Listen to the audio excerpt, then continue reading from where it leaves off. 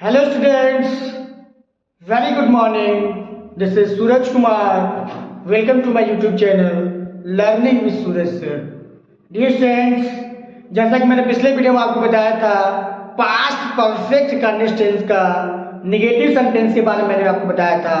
मैंने आपको बताया था कि किस तरीके से हम पास्ट परफेक्ट कंडीशंस को जो नेगेटिव सेंटेंस है हिंदी में किस तरीके से पहचानते हैं और किस तरीके से हम हिंदी में पहचान कर किस तरीके से हम इंग्लिश में ट्रांसलेट करते हैं। मैंने आपको जो रूल्स होता है मैंने रूल आपको बताया था। आज का जो हमारा टॉपिक है स्टूडेंट, आज का हमारा टॉपिक है पास्ट परफेक्ट कंडीशंस का इंटरोगेटिव सेंटेंस का यस और नो टाइप क्वेश्चन है। आज मैं आपको बताऊंगा कि किस तरीके से स्टूडेंट पास्ट परफेक्ट कंडीशंस का इंटरोगेटिव सेंटेंस का जो यस और नो टाइप क्वेश्चन है किस तरीके से हम इसको हिंदी में पहचानते हैं और हिंदी में पहचान कर किस तरीके से हम इसको इंग्लिश में ट्रांसलेट करते हैं। तो आइए डियर स्टूडेंट आज का जो सेशन है, आज का सेशन हम स्टार्ट करते हैं। डियर स्टूडेंट ध्यान दीजिएगा कि पास्ट परफेक्ट कंडीशंस का जो इंटरोगेटिव सेंटेंस है इसका जो यस और नो टाइप क्वेश्चन है इसको हम हिंदी में कैसे पहचानते हैं। ध्यान दीजिए डियर स्टूडेंट कि हिंदी में हमेशा डियर स्टूडेंट ये हमेशा क्या होता है, हिंदी में क्या से स्टार्ट होता है डियर स्टूडेंट। सेंटेंस क्या होता है आपका, क्या से स्टार्ट होता है और अंत में डियर स्टूडेंट ध्यान देना है क्या रहेगा और समय दिया रहेगा डियर स्टूडेंट, समय दिया रहेगा। फिर डियर स्टूडेंट आपका रहा था अंत में आएगा, रहा था, रही थी या रहे थे, या रहे थे। बस आप ये ध्यान देना डियर स्टूडेंट हिंदी में वाक्य के आरंभ में क्या आएगा और समय दिया रहेगा डियर स्टूडेंट और अंत में क्या आएगा आपका रहा था, रही थी या रहे थे और अंत में डियर स्टूडेंट क्वेश्चन मार्क लगा रहेगा। तो बहुत ही आसान है डियर स्टूडेंट हिंदी में पहचानने का। बस आप ये ध्यान देना क्या दिया रहेगा और अंत में रहा था, रही थी, रहे थे।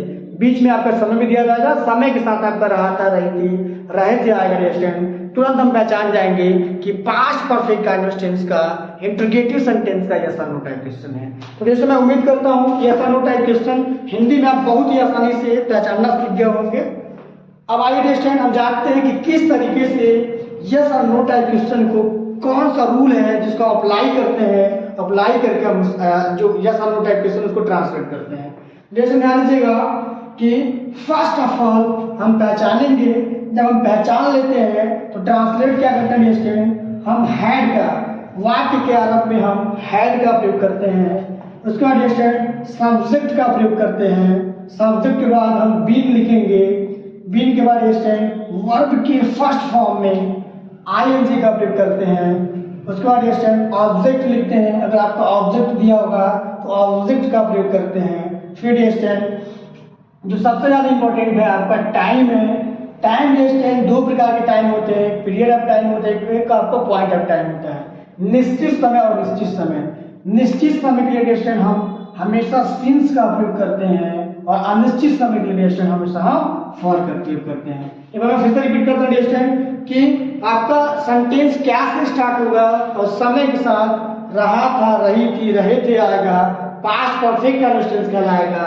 रूल ऑफ ट्रांसलेशन जो होता है स्टूडेंट पहले हम हेड का प्रयोग करते हैं, उसके बाद सब्जेक्ट लिखते हैं, सब्जेक्ट के बाद बीन का प्रयोग होगा, फिर वर्ब में आईएनजी का प्रयोग होगा, ऑब्जेक्ट प्लस सिंस या फॉर का प्रयोग करेंगे हम टाइम के अनुसार। जैसा टाइम रहेगा, अगर आपका पॉइंट ऑफ टाइम रहेगा, निश्चित समय रहेगा तो हम सिंस का प्रयोग करेंगे, अगर अनिश्चित समय रहेगा तो हम फॉर का प्रयोग करेंगे। आइए इस पे एग्जाम्पल तुरंत समझते हैं। क्या राम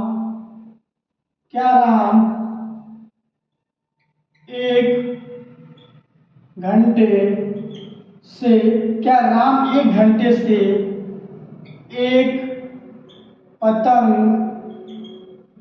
आकाश में उड़ा रहा था। क्या राम 1 घंटे से एक पतंग आकाश में उड़ा रहा था। अब ध्यान दीजिए किस तरीके से हम इसको पहचानते हैं। वाक्य के आरंभ में आपका क्या आ रहा है। अब आपको ये ध्यान देना है कि टाइम का प्रयोग हुआ है कि नहीं हुआ है, क्योंकि अगर टाइम का प्रयोग होगा तभी आपका ये पास्ट परफेक्ट कंडीशंस होगा। अगर टाइम का प्रयोग नहीं होगा तुरंत आपका क्या बन जाएगा, ये पास्ट कंटिन्यूअस टेंस बन जाएगा। तो ड्यूरेशन टाइम का प्रयोग हुआ है 1 घंटे से, 1 घंटे से का प्रयोग हुआ है। फिर ड्यूरेशन क्या रहा आपका, अंत में रहा था आ रहा है। हम तुरंत पहचानेंगे क्या है, पास्ट परफेक्ट कंटिन्यूअस टेंस का इंटीग्रेटिव का ऐसा टाइप क्वेश्चन है। आइए इसको ट्रांसलेट करते हैं ड्यूरेशन। ट्रांसलेट करने के लिए हम क्या करेंगे, वाक्य के आरंभ में हैड का प्रयोग करेंगे ड्यूरेशन, हैड। उसके बाद हम सब्जेक्ट लिखेंगे, सब्जेक्ट क्या है ड्यूरेशन, राम है, लिखेंगे क्या, हैड राम। उसके बाद बिन का प्रयोग होगा duration, had Ram been. Verb में आईएनजी का प्रयोग होगा, फ्लाई मतलब होता है ड्यूरेशन उड़ाना, तो आईएनजी का प्रयोग होगा। हैड राम बिन फ्लाइंग, क्या उड़ा रहा है, ऑब्जेक्ट का प्रयोग करेंगे, एक पतंग, क्या लिखेंगे duration, a kite. Had Ram been flying a kite. फिर टाइम कब से उड़ा रहा है, 1 घंटे से। तो 1 घंटा क्या है आपका अनिश्चित समय है, तो इसके लिए ड्यूरेशन क्या होगा आपका, फॉर का प्रयोग होगा। क्या होगा ड्यूरेशन, फॉर का प्रयोग होगा। उसके बाद टाइम का प्रयोग करेंगे, for an hour, for an hour. Had Ram been flying a kite for an hour. बहुत आसान है ड्यूरेशन।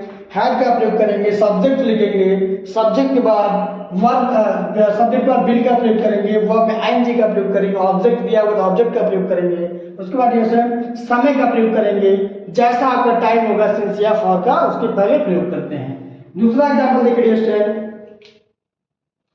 क्या क्या सीता, क्या सीता, क्या सीता 2 बजे से, क्या सीता 2 बजे से एक पुस्तक पढ़ रही थी। इसमें ध्यान दीजिएगा, क्या सीता 2 बजे से एक पुस्तक पढ़ रही थी। तो ड्यूरेशन ध्यान दीजिएगा, क्या आ रहा है और आपका समय भी दिया है 2 बजे से, और ड्यूरेशन रही थी। आपको ये ध्यान देना है, क्या आए वाक्य के आरंभ में, टाइम दिया हो, उसके बाद ड्यूरेशन अगर रहा था, रही थी, रहे थे आएगा, पास्ट परफेक्ट कंटिन्यूअस टेंस का इंटीग्रेटिव सेंटेंस का ऐसा क्वेश्चन होगा।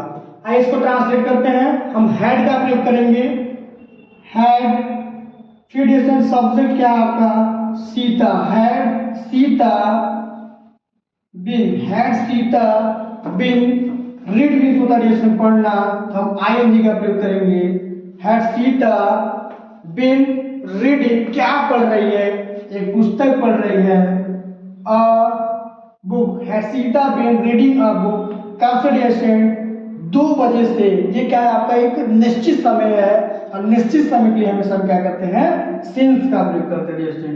क्या होगा आपका, सिंस 2 o'clock, 2 o'clock।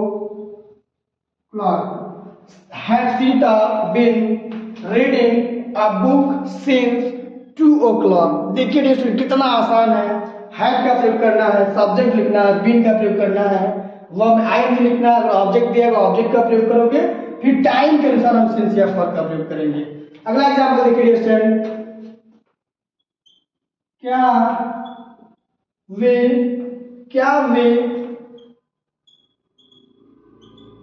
सुबह से, क्या वे सुबह से क्रिकेट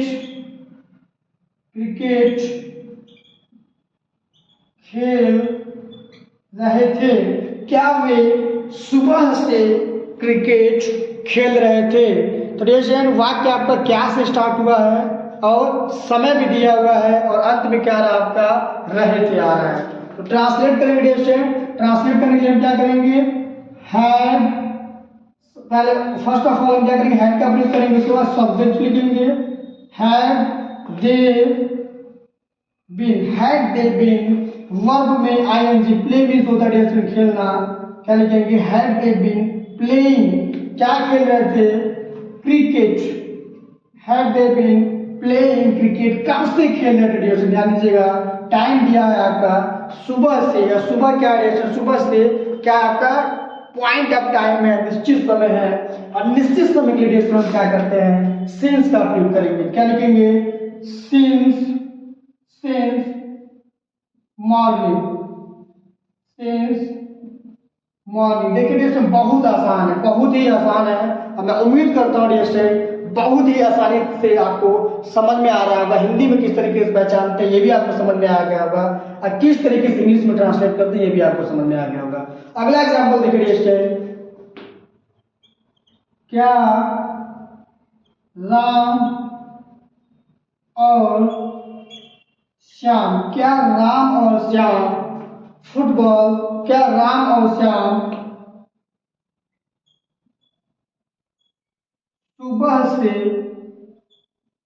सुबह से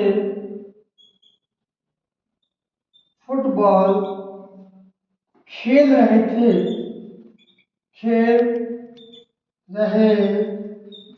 क्या राम और श्याम सुबह से फुटबॉल खेल रहे थे। रेशन क्या प्रयोग करेंगे, हैड का प्रयोग करेंगे। हैड, उसका सब्जेक्ट क्या है, Ram and Shyam, Ram and Shyam. Had Ram and Shyam been का प्रयोग करते हैं डियर स्टूडेंट। बिन वर्ब में आईएनजी, प्ले मीन्स होता है खेलना डियर स्टूडेंट, आईएनजी का प्रयोग हो जाएगा। Had Ram and Shyam been playing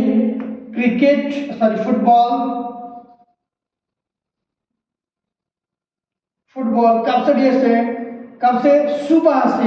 ये भी आपका क्या पॉइंट ऑफ टाइम है, हम सिंस मॉर्निंग।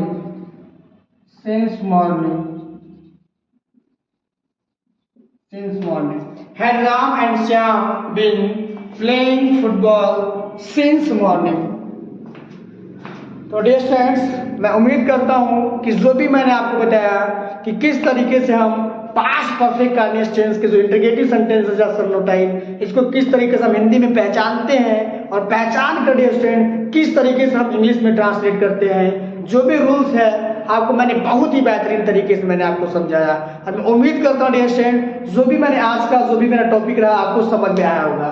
अगर समझ में आया है डियर स्टूडेंट तो हमारा जो चैनल है लर्निंग विद सूरज सर, इस चैनल पर dear student free of cost आपको इंग्लिश ग्रामर पढ़ाया जाता है।